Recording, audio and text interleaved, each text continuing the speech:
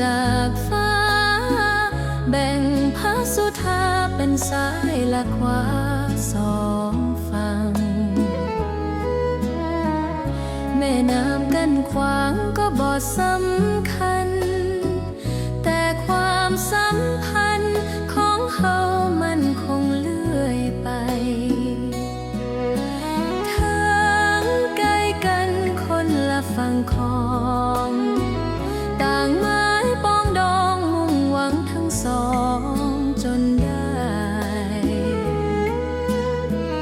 ด้วยความใฝ่ฝันมั่นสุดหัวใจฝากฝังสวงในเหมือนใจ